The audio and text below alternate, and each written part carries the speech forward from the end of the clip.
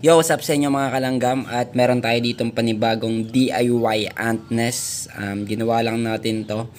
Binutasan natin dito sa may gilid. Tapos sinalpak natin tong test tube. Kasi itong ating ant colony ay super stressed na dito sa kanyang ant tube. Kasi madumi na dito yung kanyang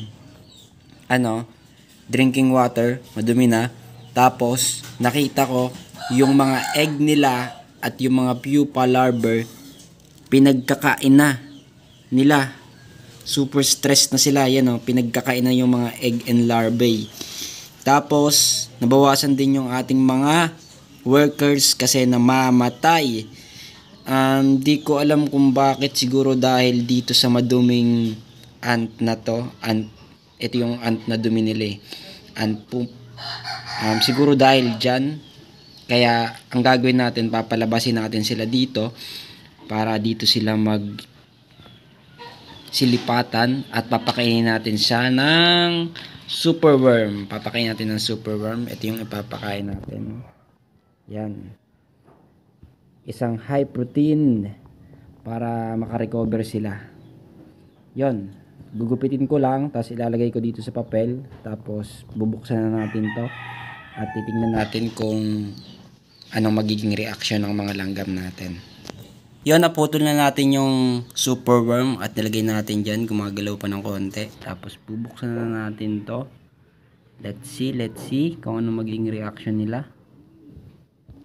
Yan, nabuksan na natin, tapos sasaraduin natin, tapos mamaya i-check natin. Okay, balikan ko na lang kayo.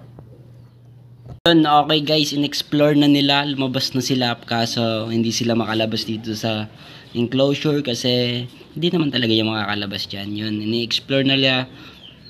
Yun, ini-explore na nila kaso ito, hindi pa nila natatagpuan yung pagkain nilang masarap. At yun, sana mag-evacuate na sila. Evacuate, tapos dito sila mamugad. Kasi ito tatanggalin natin para malinisan at malagyan ng bago.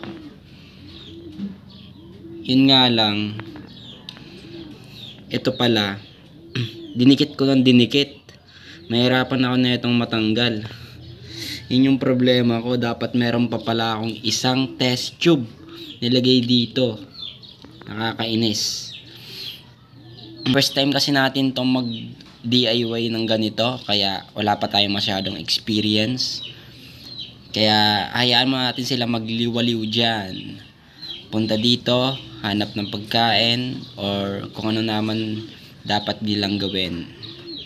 Yun o, takot pa yung ant queen. Sana lumabas yung ant queen, mag-explore sila.